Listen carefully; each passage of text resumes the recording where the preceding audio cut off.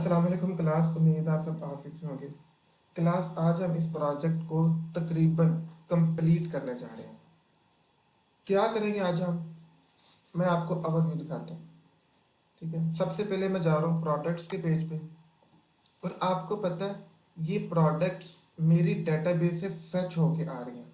और यहाँ से आप लोग चाहें तो इनकी कैटेगरीज वाइज इनको फिल्टर कर सकते हैं। लाइक मैं चिल्ड्रंस क्लॉथिंग पे क्लिक कर देता हूँ, तो आप देख सकते हैं कि मुझे चिल्ड्रंस की कैटेगरी वाले ही प्रोडक्ट्स नज़र आ रही हैं। तो मान लेते हैं कि मैं इनमें से ना किसी को क्या करना चाहता हूँ जी, परचेज करना चाह रहा हूँ। बाय नाउ पे क्लिक करता हूँ। ठीक है, तो ये शॉपिंग कार्ट में मेरी प्रोडक्ट ऐड हो चुकी है। फर्ज करते हैं मैं अगेन प्रोडक्ट्स के पेज पे जाता हूँ। तो अब मैं क्या करता हूँ, मैं ये शर्ट्स लेना चाह रहा हूँ। तो आपको पता है मेरी शॉपिंग कार्ट में अब वो शर्ट भी ऐड हो चुकी है। आप लोग चाहें, मिसाल के तौर पे आप कहते हैं जी ये जो शर्ट वाली प्रोडक्ट है मुझे इसकी क्वांटिटी 2 चाहिए, तो आप यहाँ से प्लस कर सकते हैं, मज़ीद प्लस कर सकते हैं। और आप फ़र्क नोट कीजिए, यहाँ पे जो प्राइस है वो भी इंक्रीज हो रही है। और ये नीचे टोटल क्वांटिटी है, यानी कि 3 और 1 ऊपर, इसी तरह 5 हो सकती है। ठीक है, और साथ ही साथ उसकी जो प्राइस है वो भी अपडेट हो रही है क्वांटिटी के अगेंस्ट। ठीक है, और ये कार्ट अब अगर मैं प्रोसीड टू चेकआउट करूंगा ना, तो वो मुझे पेमेंट की तरफ ले जाएगा। बट गाइस एक चीज़ आपने ध्यान में रखनी है। आपको पता है मैं लॉग इन हूँ इस वक्त, इसीलिए मुझे लॉग आउट का बटन शो हो रहा है। अगर मैं लॉग आउट कर देता हूँ ना जी, अब मैं लॉग इन नहीं हूँ। फ़र्क समझना आपने। अब अगेन मैं चलता हूँ जी शॉपिंग कार्ट वाले पेज पे। ये मेरा शॉपिंग कार्ट का पेज है। ठीक है, अब अगर मैं प्रोसीड टू चेकआउट करूंगा ना, तो वो चेक करेगा क्या कस्टमर लॉगिन है कि नहीं। अगर तो कस्टमर लॉगिन है तो डायरेक्ट पेमेंट पे ले जाएगा। बट अगर कस्टमर लॉगिन नहीं तो पहले लॉगिन करने को बोलेगा। प्रोसीड टू चेकआउट पे करूंगा तो वो मुझे लॉगिन के पेज पे ले आया। बिकॉज जब भी कस्टमर पेमेंट करेगा तो उसका रजिस्टर होना ज़रूरी है। बिना कस्टमर रजिस्ट्रेशन के उसको हम पेमेंट एक्सेप्ट नहीं कर सकते। ठीक है, ये हमारा कानून है। अब तो अगर कस्टमर ने पहले अकाउंट बनाया हुआ है हमारी वेबसाइट पे, वो पहले विजिट कर चुका है, तो उस वो लॉगिन कर सकता है। बट अगर कस्टमर फर्स्ट टाइम हमारी वेबसाइट को विजिट कर रहा है, तो भाई उससे पहले क्या करना पड़ेगा, देखें, if you not register then sign up. तो भाई पहले आप साइन अप करो फिर साइन। चूंकि मैंने पहले साइन अप कर लिया होगा, इसलिए मैं डायरेक्ट क्या कर रहा हूँ, लॉग इन कर रहा हूँ। अब ये देखें, जैसे ही मैं लॉग इन करूँगा तो मुझे लॉग आउट का बटन शो हो रहा है, अदरवाइज ये बटन नहीं था शो होना। ठीक है, मैंने लॉग इन कर लिया हुआ है। अब मैं करता हूँ प्रोसीड टू चेकआउट पे। तो मेरा प्रोजेक्ट मुझे पेमेंट की तरफ ले जाएगा, पेपाल। अच्छा, यहाँ पे मैं एक छोटी सी चीज़ आपको बता दूँ, पेपाल पाकिस्तान में अलाउड नहीं है, इलीगल है। बट एक हमारे पास पेपाल की एक एपीआई है सैंड बॉक्स के नाम से। ऊपर आप इस चीज़ को ना, इस नाम को रीड करें, सैंड बॉक्स। इसकी मदद से हम लोग डमी पेपल अकाउंट बना सकते हैं। समझ पा रहे हैं इस चीज़ को, सैंड बॉक्स डॉट पेपल। वैसे पेपाल की एक्चुअल वेबसाइट क्या है, www.paypal.com, लेकिन चूंकि वो पाकिस्तान में अलाउड नहीं है। बट सैंडबॉक्स डॉट, ये जो paypal.com है ना, ये डमी, इसमें सारा प्रोसेस हम लोग उससे गो थ्रू हो सकते हैं कि किस तरह पेमेंट की, पेपाल की पेमेंट की जाती है, हम उस प्रोसेस को समझ सकते हैं। इसलिए मैंने sandbox dot PayPal dummy use की है। ओके, और वही जो उसने प्राइस है ना, अगर मैं आपको वापस लेके आऊँ, तो ये 2000 बना है मेरे पास। इसको उसने कन्वर्ट कर दिया डॉलर में, क्योंकि पेपाल जो है ना वो डॉलर पे पेमेंट लेता है। अब ये कैसे कन्वर्ट हुआ है, ये अभी आज इसी पे हम सारी बात करेंगे। ठीक है जी, तो उसने बता दिया कि भाई $9 जो है ना यूएसटी।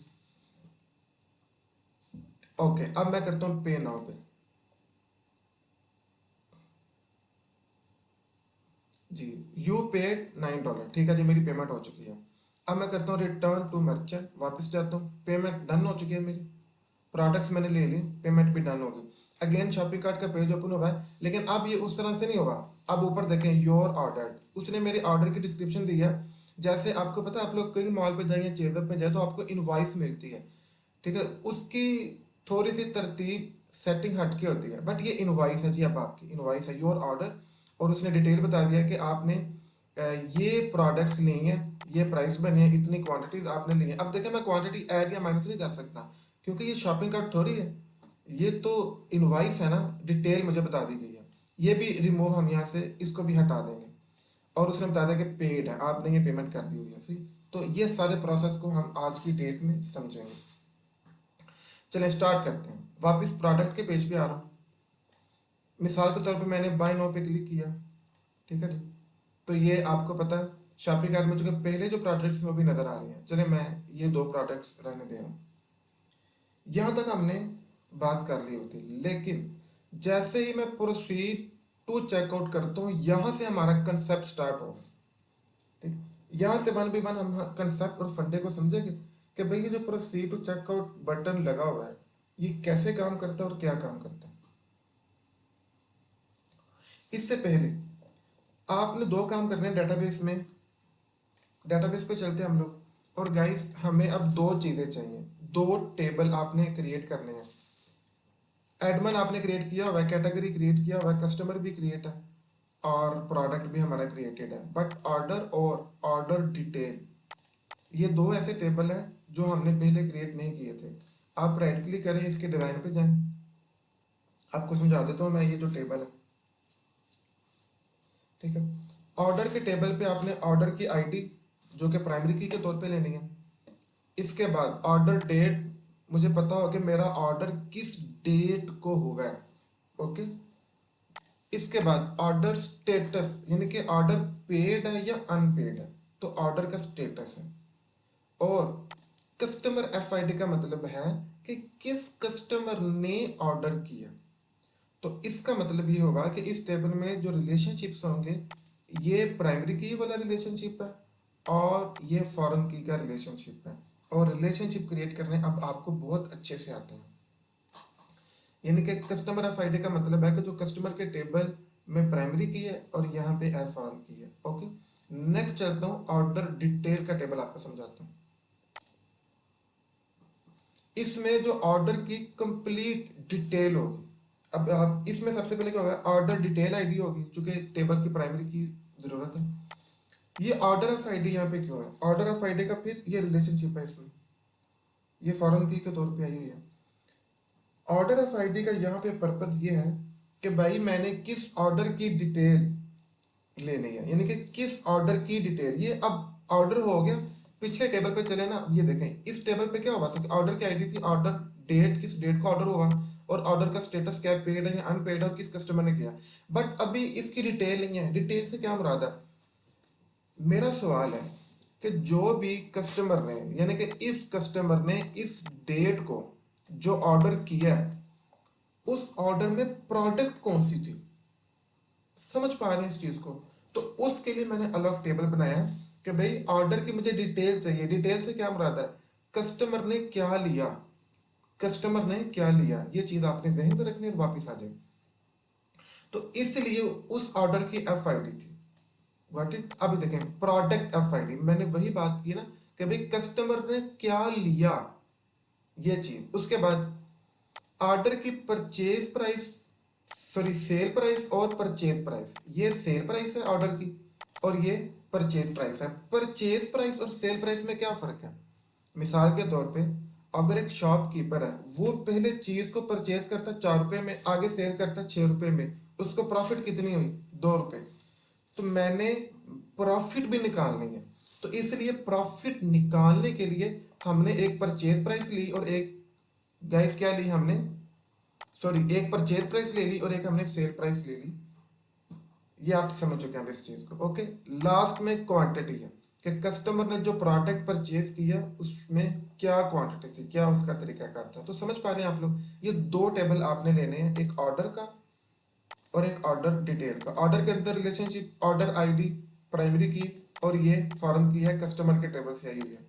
इसमें रिलेशनशिप कौन से है, प्राइमरी की है जी, ठीक है। Order F I D order के टेबल से प्राइमरी की के तौर पे आई हुई है, ठीक है। और प्रोडक्ट एफ आई डी ये प्रोडक्ट के टेबल से आई हुई है, ठीक है। इसमें दो फॉरेन की है हमारे पास, ये वाली, और एक प्राइमरी की है ऑर्डर डिटेल की। तो ये रिलेशनशिप आपने ध्यान में रखने हैं। रिलेशनशिप्स को आप ऐसे भी चाहे तो देख सकते हैं, मिसाल के तौर पे ये जी कंस्ट्रेंट्स है जी, देखिए प्राइमरी की उसने बता दी और ये दो फॉरेन की हैं इस टेबल पे। अच्छा, ये नाम आप चेंज कर सकते हैं फॉरेन कीज के, आपको पता है। चले मैं ये डेटाबेस में आपने ये दो टेबल क्रिएट कर, अच्छा कोशिश क्या करें, मैंने वैसे ये चीज़ नहीं की हुई क्योंकि मेरे से एरर्स नहीं आते, आप लोगों के बार बार एरर्स आ जाते हैं, बग्स आ जाते हैं। तो आपने कोशिश करना कि इन सबको ना चेक कर देना प्राइमरी की के अलावा, ठीक है। तो कोशिश क्या करें, इससे क्या होगा कि आपके एरर्स नहीं आएंगे। दोनों टेबल्स पे आपने ये काम करना है, अलो नल कर देना सबको, अगर आपने एरर और बग से जान छुटानी है तो। चले ये डेटाबेस में चेंजिंग थी। अब आते हैं, मैं आपको ना सबसे पहले इसके लॉजिक पे लेके चलता हूँ, ठीक है। इस वक्त मैं कार्ट के पेज पे हूँ। ओके गाइस, अब हम इस फंडे को समझने के लिए यहाँ से अपना कंसेप्ट स्टार्ट करेंगे, प्रोसीड टू चेकआउट से, ठीक है। तो मैं अपने कार्ट के पेज पे जा रहा हूँ और प्रोसीड टू चेकआउट का जो एक्शन है उसे तलाश करता हूँ। ये है जी प्रोसीड टू चेकआउट का एक्शन। क्या होगा जब भी इस पे क्लिक हो तो होम के अंदर मैंने एक एक्शन बनाया हुआ है पे नाउ का, तो होम के अंदर पे नाउ का एक्शन चल जाएगा। तो फटाफट क्या करते हैं, होम कंट्रोलर में पे नाउ के एक्शन पे चलते हैं। मैं यहाँ से सर्च कर लेता हूँ डायरेक्ट पे नाउ जी, ये पे नाउ का एक्शन है। अच्छा सबसे पहले आप हैरान हो जाएंगे, ये इफ और सेशन आईडी भला क्या चीज़ है, ठीक है। इफ सेशन आईडी ये भला क्या चीज़ है, चले। तो मैं आपको फौरन फटाफट इसकी तरफ ले जाता हूँ। अच्छा थोड़ा सा आप इस चीज़ को देखिएगा, मैंने बोला अगर सेशन आईडी, ये सेशन आईडी क्या है मैं आपको बता देता हूँ। अगर नॉट इक्वल टू नल है तो ये प्रोसेस होगा, okay. Session ID not equal to null है तो ये प्रोसेस होगा, बट अगर सेशन आईडी नल है तो एल्स चलेगी। और एल्स का क्या मतलब है कि भाई कस्टमर के लॉगिन वाले एक्शन पे चले जाओ। आपको पता है हमने बात की थी, मैंने बोला था कि प्रोसीड टू चेकआउट पे जब मैं क्लिक करूंगा तो वो देखेगा कि कस्टमर लॉगिन है कि नहीं। अगर तो कस्टमर लॉगिन होगा तो डायरेक्ट पेमेंट की तरफ मूव कर जाएंगे, बट अगर कस्टमर लॉगिन नहीं होगा तो पहले वो उसे लॉगिन करने का बोलेगा। मिसाल के तौर पे ये देखिए, मैं लॉग आउट कर देता हूँ ना इस चीज़ को, ठीक है। मैं लॉग आउट कर दूंगा तो जब मैं, सॉरी गाइस एक सेकंड, अगेन मैं प्रोजेक्ट को एग्जीक्यूट करता हूँ आपको ये चीज़ समझाने के लिए। होम के अंदर चले मैं इंडेक्स वाला एक्शन चला रहा हूँ, ठीक है। अच्छा चले तब तक मैं आपको ये चीज़ समझा देता हूँ। मैंने बोला सेशन आईडी, ये सेशन आईडी पता क्या है, जब हमने कस्टमर को लॉगिन करवाया था ना तो कस्टमर की डिटेल यानी कि कस्टमर की लॉगिन की आईडी मैंने सेशन आईडी पे रखवा दी हुई है, ओके। तो अगर तो कस्टमर लॉगिन होगा तो इसका मतलब है कि सेशन आईडी में कुछ ना कुछ होगा ना। तो अगर तो सेशन आईडी में कुछ होगा तो ये इफ ट्रू हो जाएगी, और जब इफ ट्रू होगी तो ये प्रोसेस हो जाएगा।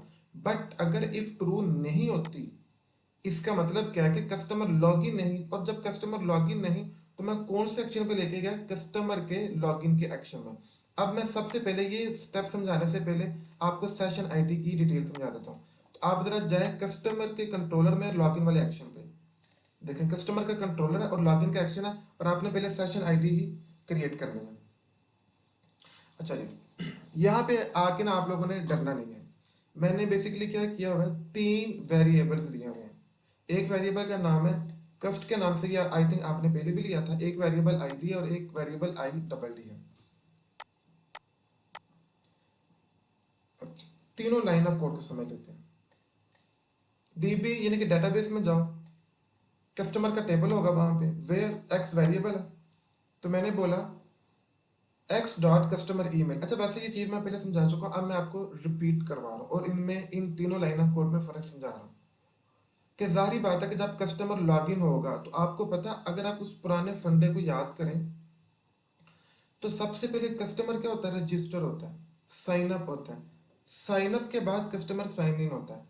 और जब कस्टमर साइन इन होता है ना तो उसके ईमेल और उसका पासवर्ड उसके रजिस्ट्रेशन वाले ईमेल और पासवर्ड से मैच किया जाता है।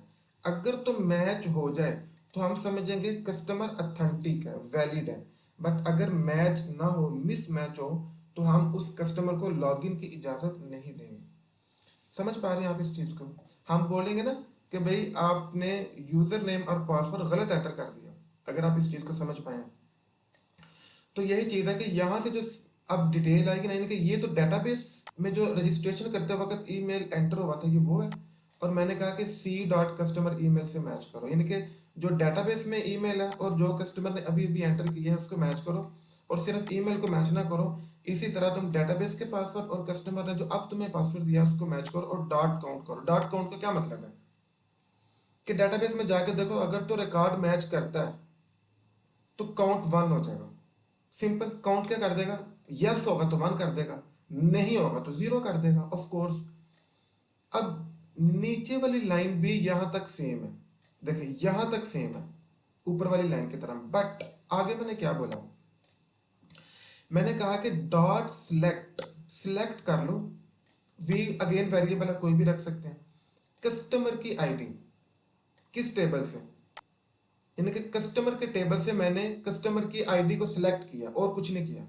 आपको पता है हमने वो डेटाबेस में सिलेक्ट की क्यूरीज होती हैं, इसके अलावा डिलीट की क्यूरीज होती हैं, अपडेट की क्यूरीज होती हैं डेटाबेस की जो ना फंडामेंटल्स में। और इसके बाद फर्स्ट और डिफॉल्ट का मतलब क्या था कि फर्स्ट और डिफॉल्ट पहली ही रो में आप डेटाबेस से रीडिंग स्टार्ट कर दो, और जैसे ही तुम्हें ये रिकॉर्ड मैच हो जाए उसमें से तुम कस्टमर की आईडी को सिलेक्ट कर लो, बस बाकी सारे का सारा फंडा वही है। अच्छा, नीचे वाली लाइन में और इस लाइन में कोई फर्क नहीं, आप दोनों में से एक यूज कर सकते हैं, ठीक है।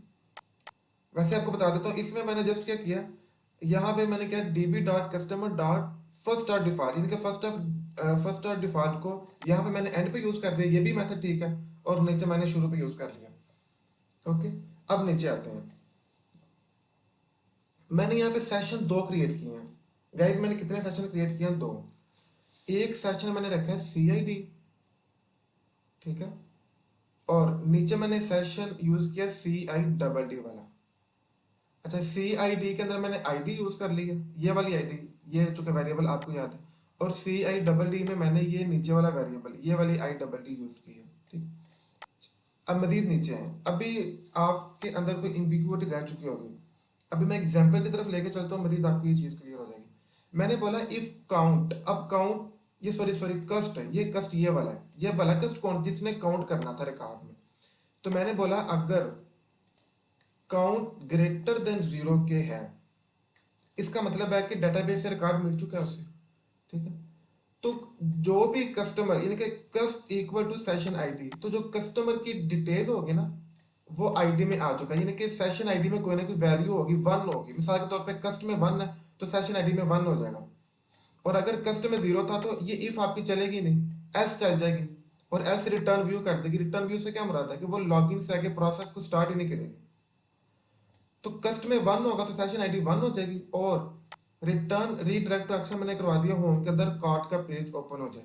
तो ये बेसिकली हमारा ना लॉगिन जो हमने पहले वीडियोस में किया हुआ था कि वही चीज़ है, बस एक चीज़ मैंने ऐड की है, ये 2 सेशन मैंने ऐड किया, इनमें से आप कोई एक यूज़ कर लें, ऊपर में से किसी एक को रिमूव कर दें, इन दोनों लाइन ऑफ कोड में से।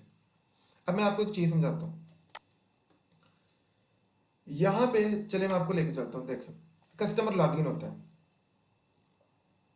ठीक है, जैसे ही कस्टमर लॉगिन होगा तो आपने ऊपर नैव बार में नोट करना है लॉग आउट का ऑप्शन आ जाएगा। लॉगिन किया, ये देखें लॉग आउट आ गया। जैसे ही मैं लॉग आउट पे क्लिक करूंगा तो वो जो कि कस्टमर लॉग आउट हो चुका है तो वो लॉगिन वाला लॉग आउट वाला बटन भी रिमूव हो चुका है। इस चीज को समझ पा रहे हैं, मैं लॉगिन कर रहा हूँ, लॉग आउट शो हो रहा है, मैं लॉग आउट कर रहा हूँ, लॉग आउट का बटन ही शो नहीं हो रहा। और दूसरी चीज, मैं लॉगिन कर रहा हूँ तो मुझे कहाँ पे ले आया है, ये शॉपिंग कार्ट पे ले आया है, ये देखें। अगर तो भी लॉगिन सक्सेसफुली हो जाएगा तो तुम होम के कार्ट वाले पेज पे ले आओ, बट ये जो फंडा है ना कि मैं लॉग आउट करता हूँ तो लॉग आउट का बटन गायब हो जाता है, ये कैसे होता है, ये इतना आसान है, ये इन दोनों में से किसी एक से हो रहा है। अब मैं आपको लेके चलता हूँ, चूंकि अगर आप नोट करें ना गाइस, तो ये चूंकि मेरे किस में था, ये हमारे लेआउट पेजेस पे है, नैवबार कहाँ पे है, लेआउट पेजेस पे है। तो मैं लेआउट पेज पे लेके जा रहा हूँ आपको, बस लेआउट पेज पे लेके आ गया, और यहाँ से नीचे मैं सेशन को तलाश करता हूँ, ये इफ, बस इस से काम होगा। ओके, मैंने ये बोला सेशन आईडी, ये सेशन आईडी अब मैंने आपको दिखा दी है। अगर session ID is not equal to null तो तब तुम लॉग आउट का पेज शो करवाओ। ओके, देखें कितनी मजे की चीज है। मैंने बोला अगर सेशन आईडी नल नहीं तो ये मतलब मैंने इफ के अंदर उस जो है लिंक को ले लिया। तो जैसे ही ये इफ फॉल्स होगी तो आपको पता है कि कंपाइलर इस कोड को स्किप कर देगा। उम्मीद करता हूँ आप ये बातें समझ रहे होंगे। ठीक है, तो इसलिए इस लाइन ऑफ कोड की मदद से आपको ये कारनामा नजर आ रहा है कि हम लॉगिन करते हैं। सॉरी मैं साइन अप पे चला गया, अगेन मैं लॉगिन पे आता हूँ। लॉगिन करते हैं तो लॉगआउट शुरू होती है। ठीक है, लॉगआउट शो होना शुरू हो जाता है। तो इस चीज का कमाल है, अगर तो सेशन नल है तो फिर तो ये चीज शो ही नहीं होगी ना लॉगआउट वाली, और अगर सेशन नल नहीं होगा तो ये आपको लॉगआउट। अब लॉगआउट में क्या होगा, मिसाल के तौर पर जब मैं लॉगआउट करता हूँ तो कौन सा एक्शन चलता है? लॉगआउट करने से कस्टमर का लॉगआउट का एक्शन चलता है। तो मैं आपको चलता हूँ जरा कस्टमर के कंट्रोलर पे लॉगआउट का एक्शन दिखा देता हूँ। ये भी आप बस ये लॉगआउट का इतना सा एक्शन है। सेशन आईडी को नल कर दिया मैंने। कौन सी सेशन आईडी? ये वाली सेशन आईडी। ठीक है, सेशन आईडी इसको मैंने नल कर दिया और रिटर्न रीडायरेक्ट एक्शन कर दिया हमने कस्टमर के लॉगिन के पेज पे चले जाओ। तो ये आपने क्रिएट कर लेना जस्ट लॉगआउट का एक्शन। लॉगिन का एक्शन आपने ऑलरेडी क्रिएट किया होगा कस्टमर के, और इसी तरह आपने एडमिन का लॉगआउट क्रिएट कर लेना। दोनों में कोई फर्क नहीं है। सेशन एक ग्लोबल वेरिएबल है, शायद मैंने पहले भी बताया, जो हम किसी भी पेज पे यूज कर सकते हैं। तो आपको पता है जैसे मैंने लेआउट पेजेस पे सेशन यूज कर लिया, ये एक ऐसा वेरिएबल है जो आपके प्रोजेक्ट के किसी भी पेज पे यूज हो सकता है। इसके अलावा कोई वेरिएबल नहीं ऐसा कि जो प्रोजेक्ट के किसी और पेज पे यूज हो सके, उनका स्कोप बड़ा लिमिटेड होता है। तो इसको हम ग्लोबल वेरिएबल भी कहते हैं सेशन को, और इसमें किसी भी किस्म की जो वैल्यू है वो स्टोर हो सकती है। अच्छा, अब वापस आते हैं। अभी तक हमने क्या फंडा समझा कि जो प्रोसीड टू एक्शन करते हैं, ठीक है, तो प्रोसीड टू एक्शन पे सबसे पहले चेक होगा कि कस्टमर लॉगिन है कि नहीं। अगर तो कस्टमर लॉगिन है तो पेमेंट की तरफ प्रोसेस मूव करेगा। अगर कस्टमर लॉगिन नहीं है तो वो पहले उसे लॉगिन करने को बोलेगा। अब तक हमने ये चीज सीखी। चलें जी, मान लिया कस्टमर लॉगिन था, अब नेक्स्ट क्या होगा? ठीक है, तो ये वो इफ था। ये इफ किस लिए था? कस्टमर का लॉगिन चेक करने के लिए। तो डेटाबेस में मेरे पास टेबल है जिसका नाम है ऑर्डर, उसका मैंने ऑब्जेक्ट क्रिएट किया, और ऑब्जेक्ट क्रिएट करने का ये मेथड है। नेक्स्ट, एक सेकेंड डेटाबेस की तरफ लेके चलता हूँ। और जो ऑर्डर के टेबल था ना, ये ऑर्डर का टेबल है मेरे पास। ठीक है, ऑर्डर आईडी ऑटोमेटिक इंक्रीमेंट होगी, आपको पता है, इसको हम ऑटो एडजस्ट कर देते हैं। उसके बाद ऑर्डर की डेट है इसमें, और ऑर्डर का स्टेटस है, और नंबर 3 कस्टमर की एफ आई डी। ये 3 चीजें जहन में रखनी है। ऑर्डर डेट मैंने रखा डे टाइम डॉट नाउ, यानी कि सिस्टम की जो करंट डेट के मुताबिक। ये ASP यानी कि C# के अंदर लाइब्रेरी है, ठीक है, जो आपके सिस्टम की करंट डेट को उठा लेती है। तो मैंने सिस्टम की करंट डेट को किसके बराबर कर दिया? O dot order date. अच्छा, एक चीज जहन में रखनी है, ये जो ऑर्डर डेट है ना और ये वाला ऑर्डर डेट, ये स्पेल मिस्टेक नहीं होना चाहिए, सेम स्पेल के साथ। और आपको पता है C लैंग्वेज केस सेंसिटिव भी है। ऑर्डर स्टेटस मैंने पेड कर दिया, ठीक है, पेड है कि अनपेड है, ये 2 चीजें। नंबर 3 कस्टमर की एफ आई डी। यहाँ पे तो 3 चीजें थी, कस्टमर की एफ आई डी। तो मैंने कस्टमर की F I D session CID, देखें अब वो यूज हुआ है सेशन CID। अगर मैं आपको सेशन CID क्या था, मैं आपको अगर दिखाऊं, ये देखें, ये है जी सेशन CID, और इसके अंदर मैंने ये वाली आईडी रखी है। तो इट्स मीन ये वाली लाइन आपने यूज करनी है, नीचे वाली बेशक ना यूज करें। ठीक है, और ये मैंने आपको समझा दिया। देखिए, इसलिए मैंने डॉट सिलेक्ट कस्टमर आईडी को सिलेक्ट किया। भला क्यों? क्योंकि मैंने कस्टमर की एफ आईडी को इन फ्यूचर यूज करना था यहाँ पे। ठीक है, तो सेशन CID में अब ये कस्टमर की एफ आईडी की जरूरत क्यों पेश आई, ये मैं पहले भी बता चुका हूँ कि किस कस्टमर ने ऑर्डर किया मुझे पता होना चाहिए। उस कस्टमर की आईडी चाहिए कि भाई किस कस्टमर ने ऑर्डर किया। तो ये चीज जरूरी है जानना मेरे लिए कि किस कस्टमर ने ऑर्डर किया। तो वो मैंने सेशन में रखवा दी थी वो आईडी, जिस कस्टमर ने, जो कस्टमर लॉगिन हुआ था और उसी ने ऑर्डर किया ऑफ कोर्स। और ये टाइप कास्टिंग है इंटीजर में, मैंने चूंकि इंट में इसलिए की कि इसकी डेटा टाइप इंट है, और कस्टमर एफ आई डी की डेटा टाइप इंट है, तो इसलिए मैंने टाइप कास्टिंग उसकी इंट कर दी। अगर ये स्ट्रिंग में होती तो फिर मैं टाइप कास्टिंग स्ट्रिंग में करता। टाइप कास्टिंग अगेन प्रोग्रामिंग का छोटा सा कंसेप्ट आप लोगों ने पढ़ा हुआ। तो ये 3 चीजें थी, मैंने टेबल का ऑब्जेक्ट क्रिएट किया और उस टेबल में ये तीनों वैल्यूज पुट करवा के, ठीक है, और ये जो ओ था ना मेरे पास, ये ओ को आपने ध्यान में रखना है। ये ओ जो मैंने ऑब्जेक्ट क्रिएट किया था, मैंने ओ को एक नए सेशन में रखवा दिया और उस सेशन का गाइस मैंने नाम रखा सेशन ऑर्डर। अब ये session order in future use होगा। और नीचे है ये देखें, इस सारे काम करने के बाद मैंने बोला रिटर्न कर दो, रीडायरेक्ट। ठीक है, कहां पे? अब ये लाइन ऑफ कोड मैं आपको गाइस सेंड कर दूंगा ऐसे, इसको आपने समझना और आपने इसमें जो चेंजिंग की मैं कंप्लीट लाइन आपको सेंड करूंगा एंड तक। जो चेंजिंग आपने करनी है वो मैं आपको बता रहा हूं। यहां तक आपने हर चीज, ये देखें यहां पे ना पहली चीज, और आप इस चीज को थोड़ा सा अच्छे से समझ लें, दो चीजें होंगी अब हमारे पास यहाँ पे, बिजनेस अकाउंट और पर्सनल अकाउंट। दोनों में भला क्या फर्क है? पर्सनल अकाउंट किस अकाउंट से पेमेंट जा रही है और बिजनेस अकाउंट किस अकाउंट को पेमेंट जा रही है। ठीक है, पर्सनल अकाउंट किस अकाउंट से पेमेंट जा रही है, बिजनेस अकाउंट किस अकाउंट को पेमेंट जा रही है। तो बिजनेस मैंने यहां पे लिखा हुआ है। तो गाइस ये राना जुबैर 321@gmail.com, ये मेरा पेपाल का बिजनेस अकाउंट क्रिएट हो चुका है। अब पेपाल का बिजनेस अकाउंट कैसे क्रिएट करना है आपने, आपको यूट्यूब पे वीडियो मिल जाएंगे, बट आप यही मेरा यूज कर लें।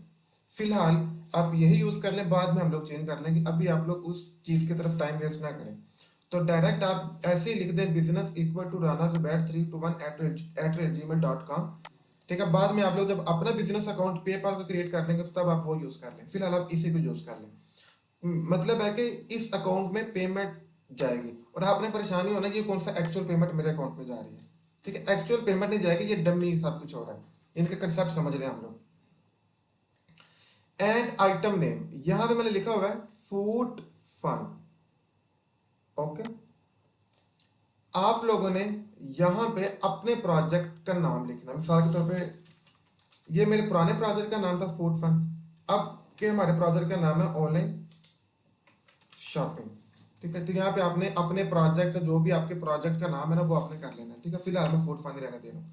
ये दो चेंजिंग मैंने आपको बता दी।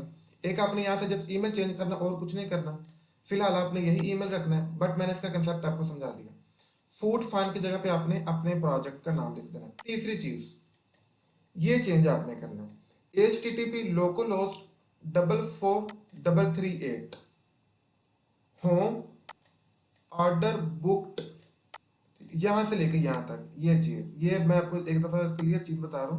सॉरी, वापस चलता हूँ। यहां से लेके जी ये HTTP से लेके ये देखें, जितने कोड को ना मैंने हाईलाइट किया, इसको आप जरा एक दफा देखें ध्यान से। ये भला क्या चीज है, ये आपने चेंज करनी है। बाकी ये कंप्लीट लाइन मैं आपको प्रोवाइड करूंगा। वापस चलता हूँ आपको प्रोजेक्ट पे लेके, और आपने ऊपर गौर करना है। लोकल होस्ट 44338 लोकल होस्ट, और इससे पहले HTTP लगाना, प्रोटोकॉल नहीं बोलना, 44338। ठीक है, और होम और कार्ड। अगर मैं प्रोडक्ट के पेज पे क्लिक करता हूँ तो यहाँ पे प्रोडक्ट आ जाता है। अगर मैं ब्लॉग के पेज पे क्लिक करूँ तो होम के बाद यहाँ पे ब्लॉग आ रहा है। सही है, लेकिन यहाँ पे भला मैंने क्या किया, मैंने होम के बाद ऑर्डर बुक्ड ये पेज कॉल किया, और ये पेज आप लोगों ने अभी नहीं बनाया, मैंने बनाया। तो मैं आपको बता देता हूँ कि आपने ऑर्डर बुक्ड का पेज क्रिएट करना है। ठीक है, बाकी आपने यहाँ से यूआरएल उठा लेना है। ये देखें, HTTP के साथ आपको सारा यूआरएल मिल रहा है, HTTP लोकल होस्ट 44338 होम के बाद ब्लॉग का पेज है, बट मैंने होम के बाद कौन सा पेज लिया, ऑर्डर बुक, ये पेज हम लोग क्रिएट कर लेंगे। तो वो आपने वहां से एज इट इज लाइन उठा के यहाँ पे रख लेनी है, क्योंकि आपका लोकल होस्ट कोई और हो सकता है, मेरा लोकल होस्ट कोई और है। इसके बाद ये चीज लास्ट पे प्लस, और ये चीज आपने ये भी बल्कि नहीं चेंज करनी, ऐसी रहने देनी है। डबल डॉट पार्स, ये डबल डॉट पार्स, ये इंट डॉट पार्स है ना, जो स्ट्रिंग को इंटीजर में कन्वर्ट करता है। यानी कि ये डबल इंटीजर की ही फैमिली है, बट इसकी लेंथ ज्यादा होती है। तो ये डाटा टाइप है, डबल डॉट पार्स कन्वर्ट करेगी। एक सेशन मैंने लिया टोटल अमाउंट एस के नाम से, टोटल अमाउंट एस, और इसको पहले डॉट टू स्ट्रिंग किया हुआ है। यानी कि सेशन को पहले स्ट्रिंग में कन्वर्ट करते हैं, फिर उसको हम कन्वर्ट करते हैं इंटीजर में। ये फंड है। और मैंने डिवाइड किया 220 से, ये 220 आज की डॉलर की प्राइस है। तो मैंने जो टोटल अमाउंट थी उसको 220 यानी कि जो भी आपकी डॉलर की प्राइस है ना उस पर डिवाइड किया, और ये भला क्यों किया, ये देखें, ये चीज़ आपको मैं समझा देता हूँ। शॉपिंग कार्ट पे आए आप, यहाँ पे ये देखिएगा, तो अमाउंट कितनी है 800, मजीद ऐड कर देता हूँ, अब कितनी है 1600। बट अगर मैं लॉगिन, अभी मैं लॉगिन नहीं, मैं लॉगिन कर लेता हूँ खुद को, ठीक है। अच्छा, अब मैं क्या कर रहा हूँ, मैं पूरा सी टू चेकआउट करूंगा, तो ये 1600, ये 1600 है। ये अगर आप लोग नोट करें, मैं आपको बात समझाऊं अब यहाँ पे आके। तो गाइस ये वो चीज़ है जो मैंने सेशन टोटल अमाउंट है, यानी कि इस 1600 को मैंने सेशन पे स्टोर करवा लिया, और उस सेशन का मैंने नाम क्या रखा है, टोटल अमाउंट एस, बस, ठीक है। इस सेशन का मैंने ये नाम रखा है, और इसको पहले टू स्ट्रिंग में कन्वर्ट किया, फिर मैंने इंटीजर में कन्वर्ट किया, चूंकि मैंने ऑपरेशन परफॉर्म करवाना था, इसलिए हमें उसको इंट में इंटीजर फैमिली में कन्वर्ट करवाना पड़ा। और जब मैं 1600 को, ये मेरी टोटल अमाउंट बनी है, यहाँ पे भी आप देख सकते हैं टोटल अमाउंट क्या है 1600। प्रोसीड टू चेकआउट करूंगा, तो अब ये पेपाल पे मुझे लेके आ चुका है, और ऊपर देखें $7.27 जी, ठीक है।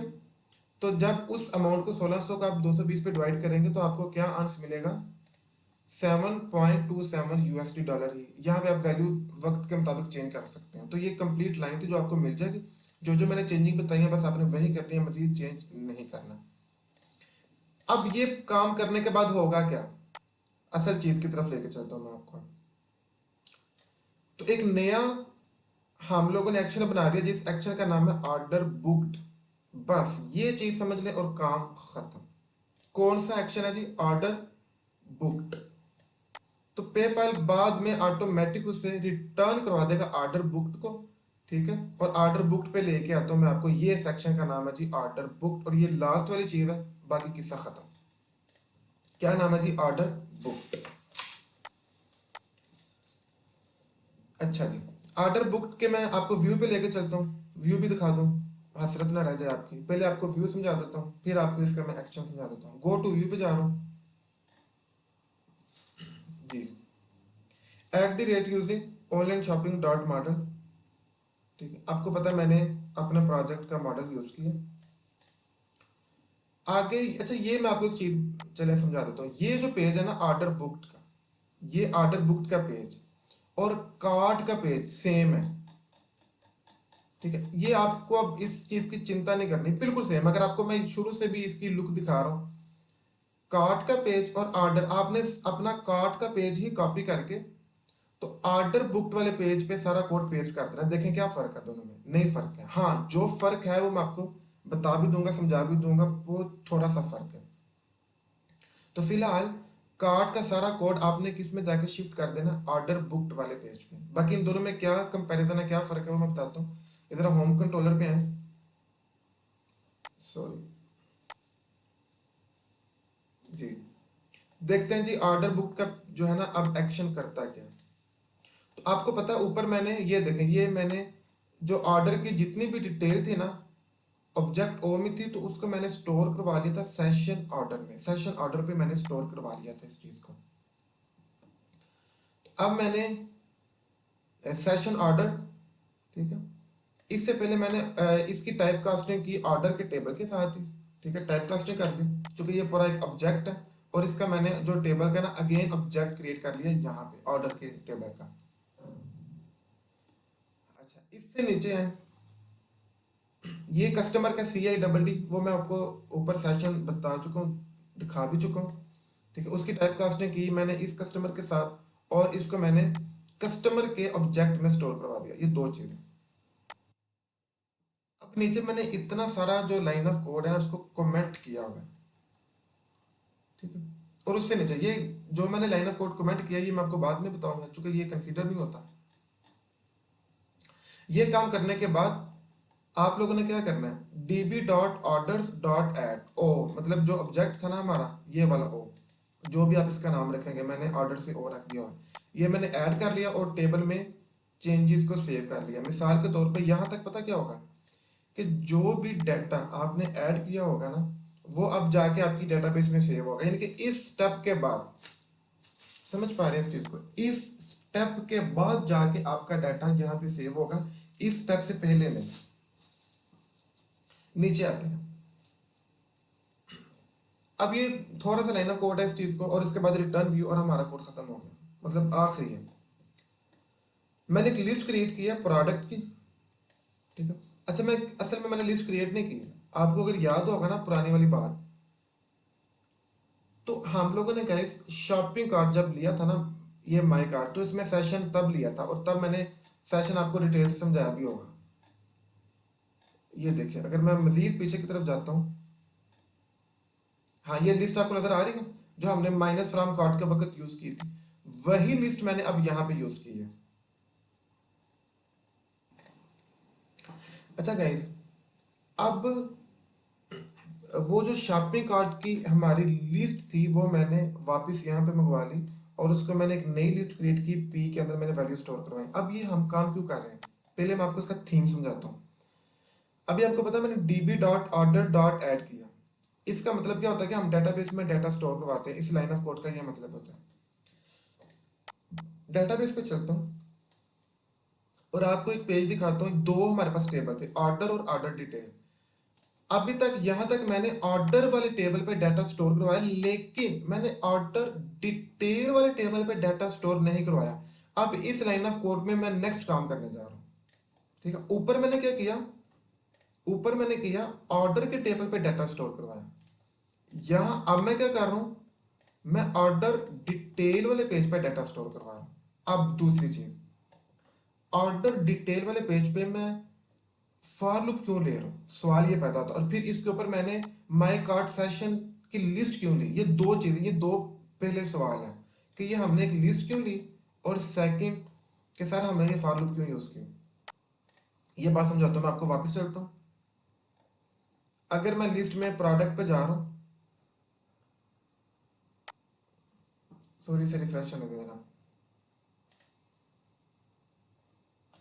एक मिनट गैस, मैं इस पेज को जरा अगेन ओपन करता हूँ आपको ये चीज समझाने के लिए।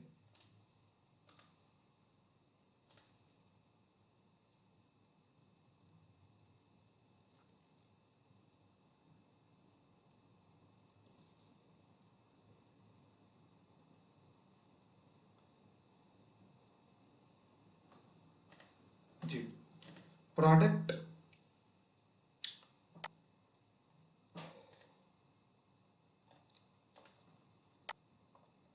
फिर प्रोडक्ट, और एक ये प्रोडक्ट। अब ये देखें यहाँ पे शॉपिंग कार्ट में कितनी प्रोडक्ट्स हैं, दो प्रोडक्ट। और आपको पता है मैंने इन दोनों प्रोडक्ट्स की डिटेल ऑर्डर डिटेल में रखनी है। इस चीज को समझें, एक प्रोडक्ट की नहीं, दोनों प्रोडक्ट की डिटेल कहां पे रखनी है, ऑर्डर डिटेल के टेबल पे। समझ पा रहे हैं इस चीज को? तो इसलिए मैंने सबसे पहले लिस्ट मंगवाई। कौन सी लिस्ट मंगवाई, मैंने बोला क्योंकि ये सारी की सारी शॉपिंग कार्ट लिस्ट में मौजूद है। ये जो मेरी दोनों प्रोडक्ट्स है ना, वो इनकी डिटेल किस लिस्ट में मौजूद है, इस लिस्ट पे मौजूद है। इसलिए मैंने लिस्ट इंपोर्ट करवाई। उसके बाद मैंने फॉर लूप यूज की। मैंने कहा भाई मुझे कोई नहीं पता कि इस लिस्ट में कितनी प्रोडक्ट्स हैं, तो तुम क्या करो, आई को लेस देन रखो पी डॉट काउंट से, और पी ये लिस्ट है कि लिस्ट के अंदर जितनी आइटम्स हैं वहां तक तुमने फॉर लूप चलानी है। बस ये बात है। फॉर लूप का क्या मतलब है कि इस लिस्ट में जितनी आइटम है, और कौन सी आइटम की बात हो रही है भाई, इन आइटम्स की बात हो रही है। दो भी हो सकते हैं, तीन भी, 10 भी हो सकते हैं। नीचे आए तो ये इस फॉर लूप का पर्पज ये था। नेक्स्ट आते हैं, अब ऑर्डर डिटेल का मैंने ऑब्जेक्ट क्रिएट किया, जैसे ऊपर हमने ऑर्डर का ऑब्जेक्ट क्रिएट किया था। अब अगेन इधर आके ना मैं आपको फिर वो चीज समझाता हूँ। ऑर्डर डिटेल वाले पेज को मैं ओपन कर लूँ। अब ऑर्डर डिटेल में ऑर्डर एफ आई डी है, प्रोडक्ट एफ आई डी है, परचेज प्राइस है, सेल प्राइस है, क्वांटिटी है। तो ये सारी चीजें वन पे वन यहाँ पे आएंगी। Order F I D, product F I D, quantity, purchase price और सेल प्राइस। और इनकी जो है ना, मैं अगेन बता रहा हूँ क्या चीज, इनकी स्पेल मिस्टेक आपने नहीं करनी। और ये ओडी डॉट वाला क्यों है, क्योंकि मैंने ऑब्जेक्ट का नाम ओडी रखा हुआ है, ठीक है। तो सबसे पहले इंट मैंने लिया ऑर्डर की आईडी, वेरिएबल लिया, और जिसमें मैंने dB dot order dot max, यानी कि मैक्स से मुराद यानी कि जो ऑर्डर किया था ना कस्टमर ने, उसकी आईडी मैंने यहाँ पे ले ली, ठीक है। आईडी मैंने यहाँ पे ले ली। उसके बाद OD dot order F I D, equal to order ID, यानी कि ये देखें यहाँ से मैंने ऑर्डर की आईडी ली और ऑर्डर की आईडी मैंने इस वाले वेरिएबल को दे दी और वो ऑर्डर आईडी मैंने ऑर्डर एफ आईडी पे स्टोर करवा दी। और ये भला कौन सा ऑर्डर एफ आईडी है, ये यही वाला। तो ये ऑर्डर एफ आईडी भला कौन सी होगी कि जो आईडी जिस ऑर्डर आईडी से क्लाइंट ने ऑर्डर किया हुआ है तो वो एस एफ आई डी। इसके बाद प्रोडक्ट पी से, यानी कि प्रोडक्ट है हमारी ये लिस्ट है। आई मतलब आई में पहले आई में पहले 0 होगा, फिर आई में 1 होगा, ठीक है। और लिस्ट में जितनी प्रोडक्ट होगी आई में उतनी आइट्रेशन होगी। तो उस लिहाज से हमने ये चूंकि अरे फिर लेनी पड़ेगी ना मुझे, ऑफ कोर्स। तो ये अरे की फॉर्म है, पी आई में जो भी 0 वैल्यू होगी तो डॉट प्रोड आईडी, ठीक है। ये चूंकि प्रोडक्ट के टेबल में प्रोडक्ट आईडी आ रही है वो चीज़, फिर क्वांटिटी, ये बाकी उसी टेबल में से सारा डाटा आ रहा है। और ये परचेज प्राइस और सेल प्राइस, ये जो हमने किया ना कन्वर्ट डॉट टू डेसिमल, तो वो आपको पता है कि इंटीजर को डेसिमल में कन्वर्ट करने का ये मेथड है। डेसिमल में क्यों कन्वर्ट कर रहे हैं, उसकी रीज़न ये है कि मैंने यहाँ पे न्यूमेरिक लिया हुआ है, न्यूमेरिक लिया हुआ है। बट यही परचेज प्राइस सेल प्राइस जब मैंने प्रोडक्ट के टेबल पे ली थी ना गाइस, यानी कि यहाँ पे कौन सा मेरा प्रोडक्ट का टेबल है भला, ये प्रोडक्ट का टेबल है, ठीक है। ये देखें सेल प्राइस मैंने तब ना वार्चा ली थी, ये देखें आपको मैं बता भी रहा हूँ। परचेज प्राइस मैंने वार्चा की, मैंने गलती से ली थी, हालांकि मुझे तब भी न्यूमेरिक में लेनी चाहिए थी।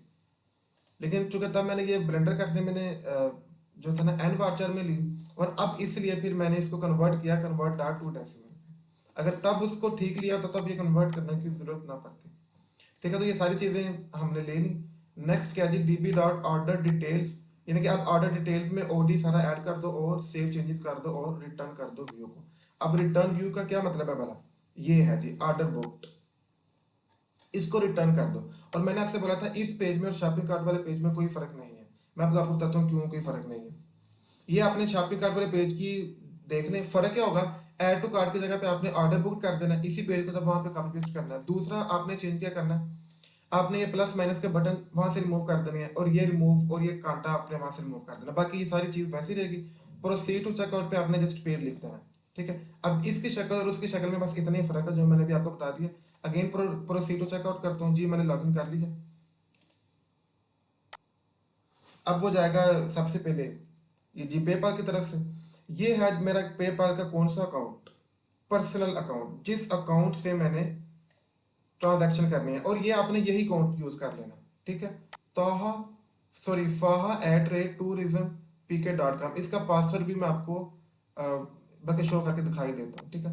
faha2526, आपने यही आईडी और यही पासवर्ड यूज कर लेना। अभी आपने पर्सनल अकाउंट भी नहीं बनाना, फिर आपका टाइम वेस्ट होगा, बाद में बना लेंगे हम लोग। तो ये पेपाल का पर्सनल अकाउंट है faha@tourismpk.com, और ये इसका पासवर्ड आपने यूज कर लेना। और जो बिजनेस अकाउंट यूज करना मैंने आपको वो भी बता दिया। तो अकाउंट क्रिएट करने वाली जो है ना जान भी आपकी वो भी बख्शी होगी। लॉगिन पे क्लिक कर दें।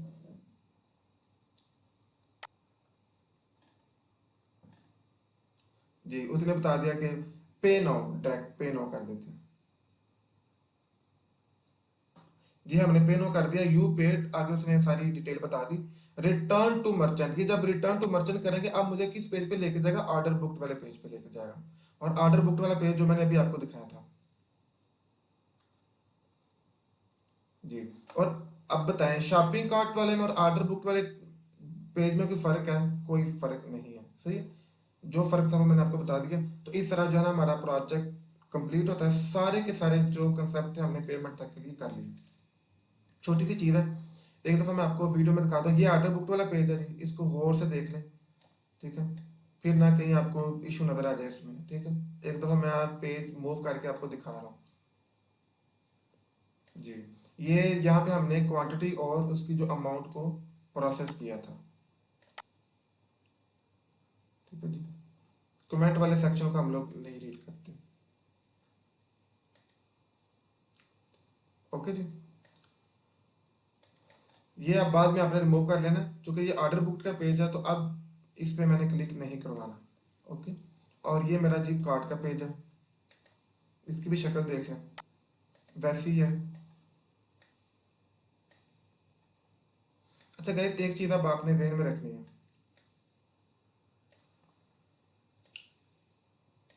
मुमकिन है कि ये वीडियो आपको समझ ना आए, हो सकता है, क्योंकि थोड़ा सा लेंथी काम था। ठीक है, मुमकिन है आपके एरर्स भी आए, आपको प्रॉब्लम्स भी हो इससे।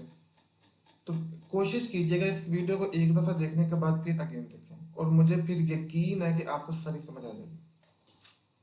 ठीक है, एक दफ़ा वीडियो देखने के बाद फिर आपने वीडियो देखनी है तो ईच एंड एवरीथिंग, हर चीज़ आपको क्लियर हो जाएगी। चूँकि हाई कंसेप्ट थे तो कहीं ना कहीं इम्बिग्विटी रह जाती है। अब अगर एक जगह पे इम्बिग्विटी रह जाए तो फिर बाकी चीज़ों पे भी ना प्रॉब्लम्स होना शुरू हो जाती है। ठीक है, होपफुली आपको ये चीज़ें समझ आ चुकी होंगी। अब तक के लिए इतने, ये काम करके प्रोजेक्ट कंप्लीट करें, फिर हम डॉक्यूमेंटेशन करेंगे। हाँ, छोटे मोटे टास्क हमारे अभी इसमें इम्प्रूवमेंट करनी है, और वो टाइम है वो हम करते रहेंगे। वो छोटी मोटी है, अब मतलब वो 2-2 3-3 मिनट की थी, मेन काम हो गया।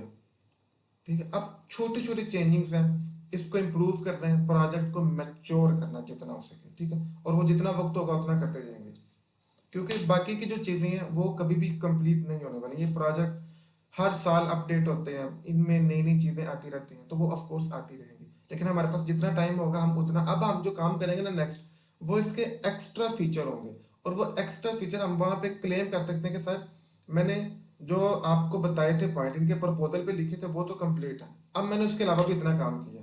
तो ये एक आपको शाबाश मिलेगी कि आपने एक्स्ट्रा काम किया। ठीक, अल्लाह हाफिज़।